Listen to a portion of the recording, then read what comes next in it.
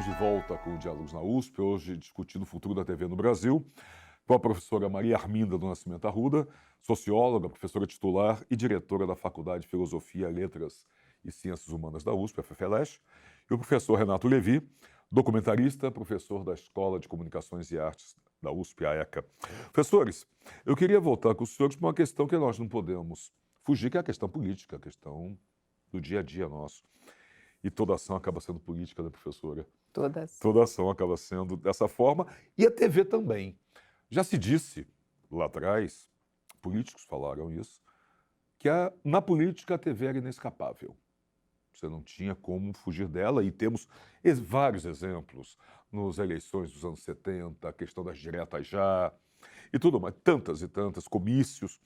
Hoje, que papel, dentro desse cardápio imenso que nós temos, TV aberta, TV por assinatura, streaming, que papel a TV ainda tem dentro de um escopo político? Eu queria conversar com a professora Maria Arminda e o professor Renato.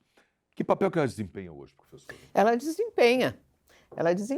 Veja, o impeachment de Dilma... Sim, transmitido quase em horário nobre. Transmitido ao vivo. Né? Ao vivo, e não foi só. A conjuntura do impeachment seria impensável sem o Jornal Nacional. Sim. Impensável a Lava Jato em relação ao Lula e ao PT sem o Jornal Nacional. Não estou dizendo que não houvesse motivos para processo. Isso é outro julgamento. Não é disso que eu estou... Não é por aí. Não é por isso. Impensável. Todavia, nós teríamos que fazer a seguinte pergunta, Marcelo. O que isso significou para o Brasil? Exatamente. Não que a corrupção não tenha que ser punida, mas tem outros que não foram. O quanto a TV ainda influencia ou manipula da forma que, ao tempo que vocês quiserem usar a opinião pública? Exatamente.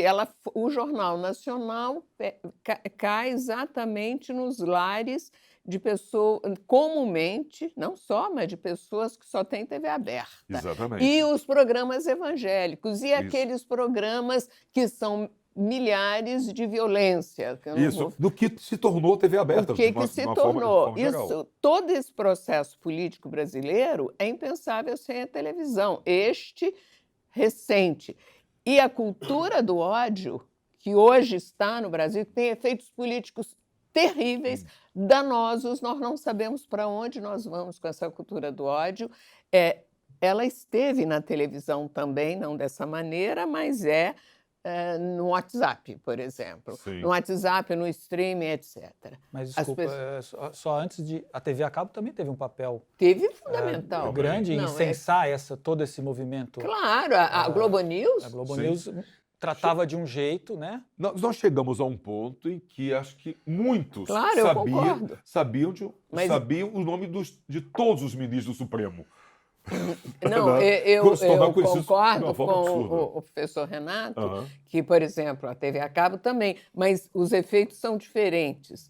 São públicos diferentes, não, professora? Porque são públicos diferentes, é isso que eu quero dizer. São públicos diferentes. Foi por isso que eu lembrei da TV aberta diretamente.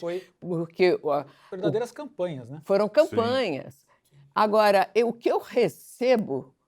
Eu não posso mais ser feliz nesse mundo, porque o que eu recebo de WhatsApp o dia inteiro e muita coisas horrorosas, eu fui assistir um momento do Roda Viva,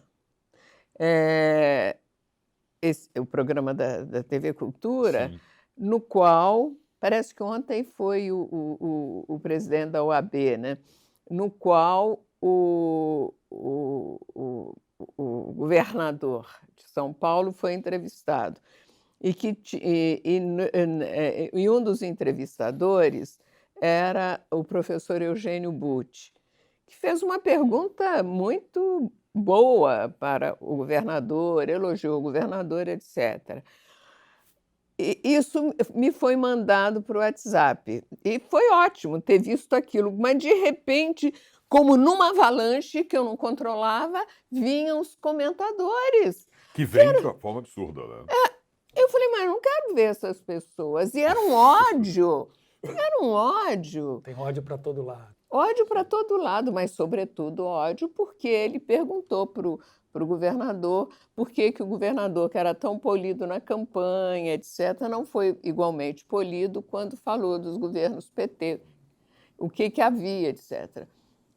O ódio que demonstrava em relação a uma pergunta como essa, porque se fez referência a Lula ou Dilma, enfim, aos Sim. governos PT, é um negócio impressionante. Agora, isso terá efeitos políticos e Sim. tem um momento que nós precisamos avaliar. É isso, quer dizer, a TV tem esse papel, professor Renato, quer dizer, ela tem essa influência. Agora, Ela acho que precisa se reinventar ou não? Ou esse é um caminho sem volta? Não, acho que a televisão ela está numa certa sinuca de bico, vamos dizer Sim. assim, porque o formato telejornal ele está em crise há muito tempo. Só que eu acho que há dificuldade em se abandonar esse formato. Então ele ainda serve a uma grande parcela da população, principalmente aquela que não quer interagir. Tem muita gente que quer chegar em casa e relaxar, entre aspas, relaxar, Sim. cozinhar, cuidar da casa, etc. Então a televisão fica ali ligada para isso. Tanto que a televisão fala e redunda a imagem e o som para que a pessoa possa assistir sem ver. Quando interessa, você vai lá Você e dá uma assiste, olhada, né? você dá uma olhada. Mas para outra parcela da população, existe essa segmentação infinita, que é os grupos de WhatsApp, por exemplo. Sim. E onde o ódio... A televisão existe ainda que ela se envolva em campanhas, ela tem lado, sempre teve, e sempre participou da disputa política muito claramente. Sim, aqui ou em qualquer lugar do mundo, né, no final das contas. E a democracia no Brasil ela é muito frágil, e ela Sim. foi mais fragilizada pela grande mídia. Mas, enfim, com essa pulverização do WhatsApp, você não existe mediação. Né? Esse monte de gente vomitando ódio, você não sabe nem de onde veio, para onde vai, quem que é, ninguém é responsabilizado, então vira... E Não as tem pessoas rosto, né? reeditam as De certa coisas, compõem o contexto que quiser. Então é uma loucura, assim, em termos de informacionais, é um caos, né? Um certo caos. Isso é muito perigoso. E qual é o impacto disso? Como é que você recebe isso? Qual é o impacto disso? Só falou que é perigoso. Perigoso de que maneira? Como é que você racionaliza tudo isso? Se é que você tem como racionalizar tudo isso? Bom, é claro que, de novo, o impacto é diferenciado. Quer dizer, vem para mim, eu fico... Eu não sou uma pessoa que fica em WhatsApp, Você tem outras fontes, né? Facebook. Sim. Você não fica refém disso. Eu não fico Exatamente. refém longe disso. Mas Eu muita gente. não tenho, só tenho um Facebook institucional, que nem sou eu que trabalho com aquilo. Eu me lembro de uma frase daquele empresário, um grande empresário de São Paulo, que uns anos atrás, o Antônio Hermílio. Sim. Perguntaram para ele se ele ia muito a shopping, ele falou, não, eu tenho mais o que fazer. Eu falo, eu não fico, porque eu tenho mais o que fazer. Eu gosto de ler, eu gosto, enfim, de tantas outras coisas. Todavia, chega sem que eu tenha acessado. Agora, o impacto sobre mim é de um tipo. Eu sou uma professora universitária, enfim, outras fontes de informação. Agora, o impacto sobre pessoas que não têm essa fonte de informação, que diferencia pouco, etc., é terrível. É como você depura tudo isso. Você não né? depura. E eu volto a insistir, o Brasil virou uma sociedade em rede, uma sociedade na qual a tecnologia está mediando todas as relações humanas, afetivas, etc., Sim. sendo que não conviveu antes com um processo de universalização da educação. Porque nós pulamos várias etapas. Nós né? Como a senhora pulamos colocou lá no começo. etapas. Então, o que nós vamos assistir no futuro, eu não sei muito bem. Mas eu não sou uma pessoa pessimista. Eu vivo repetindo a frase do professor Antônio Cândido, que uma vez falou para mim, eu repito que eu gosto, porque eu tenho que me lembrar disso. Só conservadores são pessimistas. Eu sou uma pessoa que não me considero longe de ser conservadora, porque acho que a mudança é importante, etc.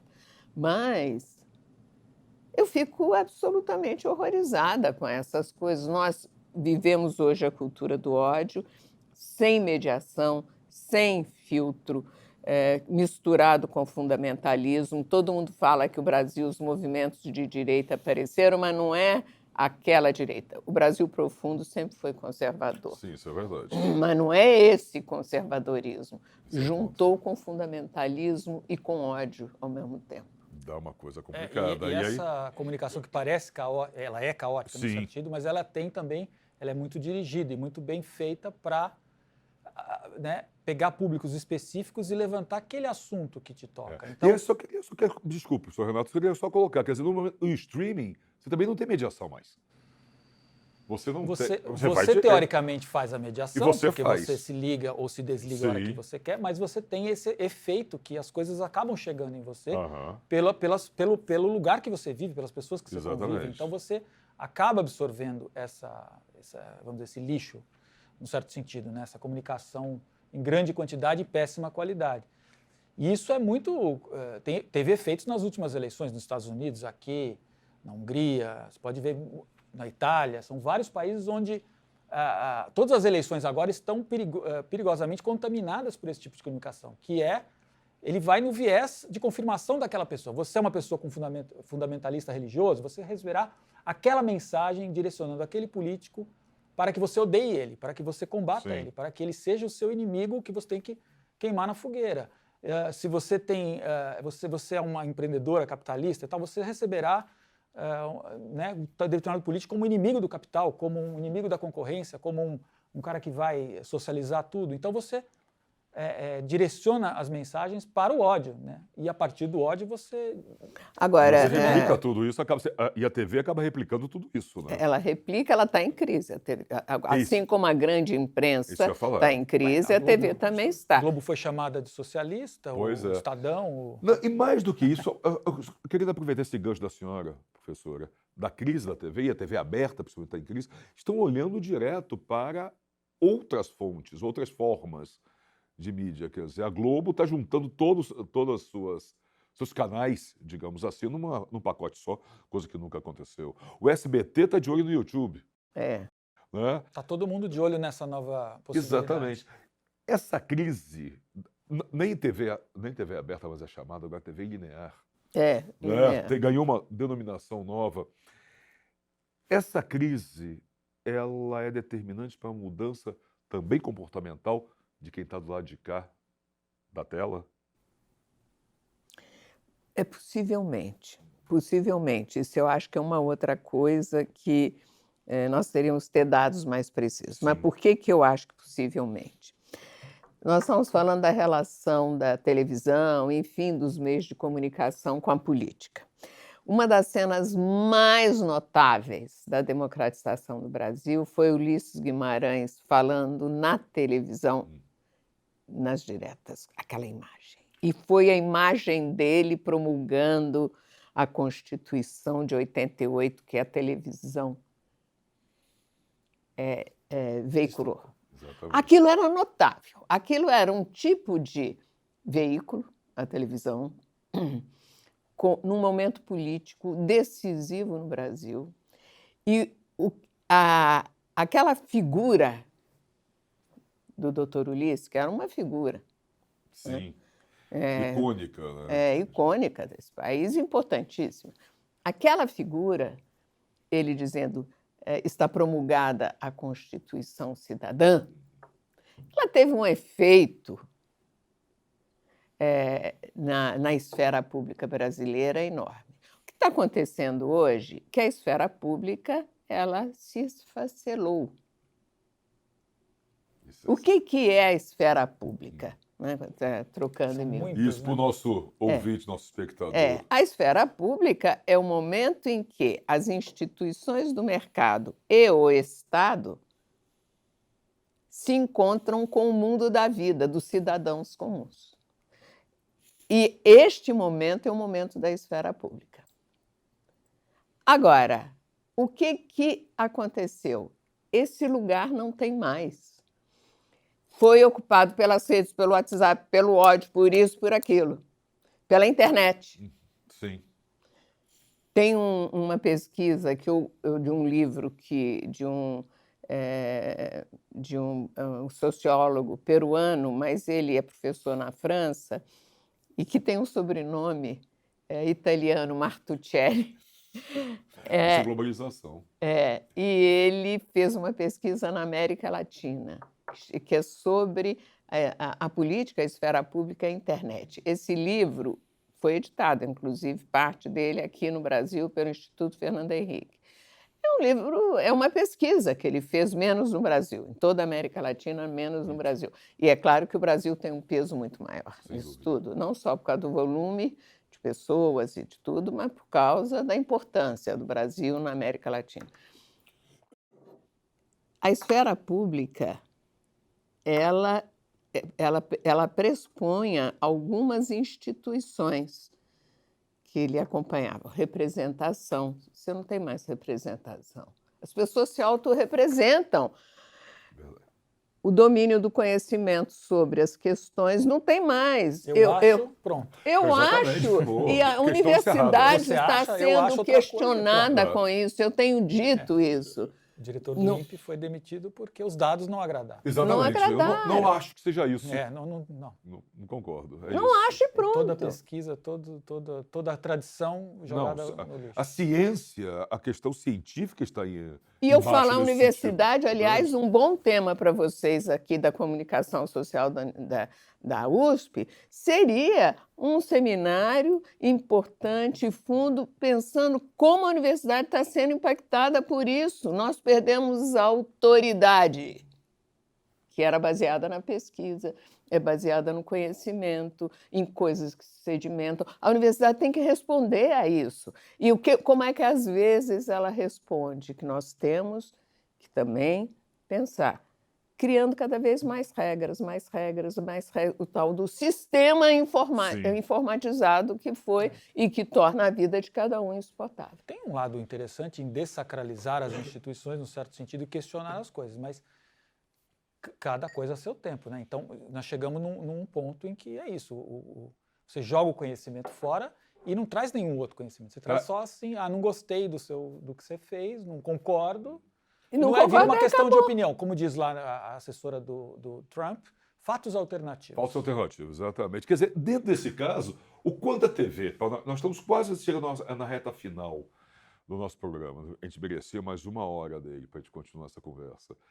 O quanto a TV colabora para isso, professor Renato? Quer dizer, de que maneira? Eu acho que a TV é um pouco refém dessa situação e, ao mesmo tempo, é um pouco culpada, porque ela, enfim, como toda a sociedade brasileira, não caminhou na direção de uma democracia, de uma divisão de forças, né? De ter mais vozes, de pluralidade dentro da televisão. Não houve a gente não chegou nesse ponto. E a gente rapidamente perdeu. Por exemplo, o Estado brasileiro tentou criar uma TV pública, muito tardiamente, de forma trabalhoada, e aí já desmontaram esse projeto. Então, a gente fez uma lei de TV a cabo que era interessante, porque colocava o conteúdo brasileiro obrigatoriamente dentro das operadoras de TV a cabo, mas quase que já muito tarde, porque as TVs a cabo já não fazem tanto sentido. Exatamente. A TV, quando a gente brigou por uma TV, né, as pessoas brigaram por uma TV pública desde sempre. Quando chegou a TV pública já era um pouco tarde demais. Quando chega a lei da TV a cabo já é um pouco tarde demais. Está sempre no descompasso, né? A gente perde muita oportunidade. E é isso, o ritmo do que vem de fora, do que vem nesse caos é avassalador. Então você não tem um sistema capaz de contrapor a isso, né? E as pessoas ficam reféns. Eu queria terminar com vocês, teríamos tantas outras coisas para conversarmos, mas eu queria terminar com uma pergunta para vocês. Nós estamos falando desse novo público também. Na comunicação, esse público, aquele que recebe as informações ou a programação, é o receptor, né? A TV seria o emissor, no caso, mas ele é o receptor. De uma forma geral, por conhecimento geral, ele é o espectador. Hoje é correto ainda chamá-lo de espectador, receptor, ou ele é muito mais hoje um consumidor? O que você acha, professora Maria, para nós finalizar? Na verdade, o que era a teoria da recepção? Né? Nos estudos clássicos sobre comunicações. Né? Aquela coisa, quem diz o quê, para quem, com que efeito. E depois tinha os estudos sobre recepção da sociologia americana. eles apontavam para o quê? Que ali se pensava a chamada sociedade de públicos. O livro clássico do Wright Mills é isso, né? É discutindo quando a tal da sociedade de públicos desaparece nos Estados Unidos. Mas eles diziam que a comunicação se dava em 2 etapas, que pressupunham um filtro. Aí você tem o receptor clássico. Ele filtrou, recebeu o que é a partir da sua filtragem e pronto.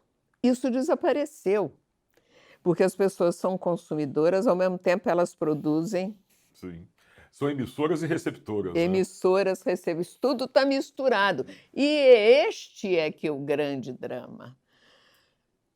Na vida cotidiana da gente, eu não acho que a minha vida seja assim interessante, que valeria a pena dar exemplo, mas, eventualmente, quando eu vou fazer ginástica, sempre tem várias pessoas, e aí sabem que eu sou da USP e me fazem uma pergunta sobre política, sobre qualquer questão. Aí, quando eu vou responder, todas respondem e dizem, não, porque é isso, porque é aquilo. Já tem a resposta pronta. Já está pronta e, finalmente, o fato de eles me perguntam porque eu sou uma socióloga, eu faço pesquisa, sou da universidade, mas isso não importa mais.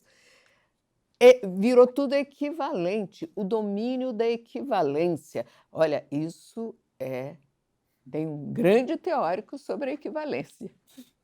Não, como eu disse, precisamos de um outro programa, ou de mais um pouco de tempo, mas como nós não temos, eu queria fechar com o professor Renato. Só para fechar nessa pergunta que eu fiz para a professora Maria Arminda, ou para vocês. Então, acho espectador, receptor ou consumidor? Eu acho que hoje em dia é tudo, né? Tudo ao mesmo tempo. Sempre, a passividade total nunca existiu, né? Mas, com certeza, agora as pessoas estão... se você pensar, há tempos atrás, como era utópico você dizer, nossa, cada um vai poder ter sua emissora de televisão e fazer ao vivo, parecia impensável. Hoje é possível. Mas isso melhorou? Isso é né? bom ou não? Melhorou. Né? Claro que tem muito conteúdo bom dentro dessa Sim. confusão, mas como a mediação tem séries na Netflix ótimas. É muito difícil você, enfim, quem tem condição de chegar ao bom conteúdo, o que é o bom conteúdo, né? O que é bom para mim, o que é bom para você. Então a gente perdeu completamente o lastro que a gente tinha, que eram essas mediações, as mediações dos jornais, das televisões, dos grandes conglomerados com seus interesses, mas eles, pelo menos você sabia com quem você estava lidando, né?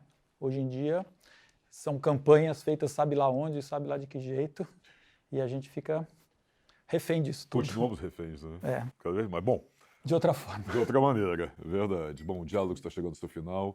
Queria agradecer muitíssimo a presença da professora Maria Arminda do Nascimento Arruda, socióloga, professora titular e diretora da Faculdade de Filosofia, Letras e Ciências Humanas da USP, FFLeste, professor Renato Levi, documentarista e professor da Escola de Comunicações e Artes da USP, a ECA. Professores, muito obrigado. Eu é que agradeço. Obrigado Vim com muito prazer aqui. Um prazer imenso tê-los aqui. Essa conversa que merece uma continuação. Muito obrigado. O diálogo fica por aqui. Obrigado.